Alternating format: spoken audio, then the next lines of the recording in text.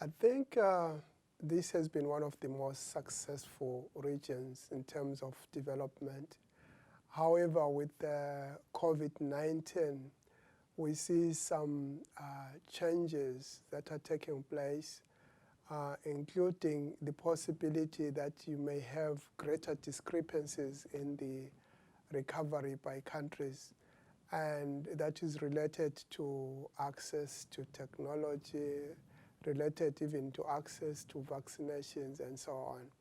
And so we think that there will be some countries that will recover quickly, but some will be lagging behind, and that requires the international community to address that.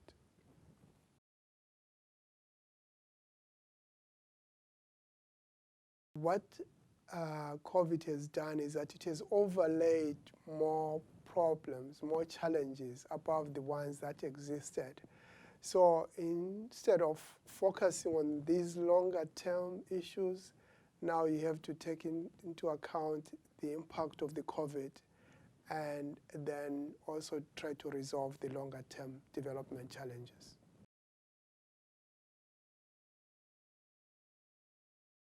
I sincerely believe that South-South cooperation does have an important role to play in recovery from COVID and for development in Asia Pacific. And the reason why I say so is that we have already seen some examples where countries, regardless of how poor or how rich they are, they've had something to give to other countries during the crisis. So similarly, we believe that we can share knowledge through South-South cooperation, share policies, do capacity building for those countries that are lagging behind, introduce appropriate technologies, and address the issues of digitalization as well.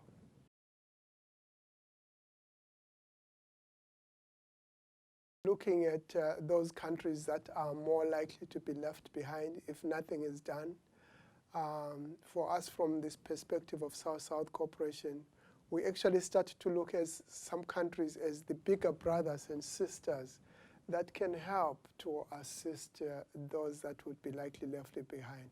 So the areas would be related to recovery itself, relating to vaccines, and of course supporting climate change, particularly for the Pacific Island countries.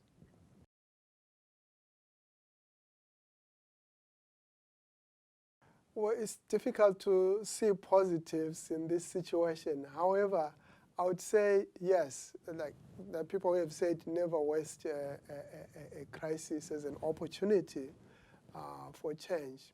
And I think prospects for greater integration and digitalization are probably possible.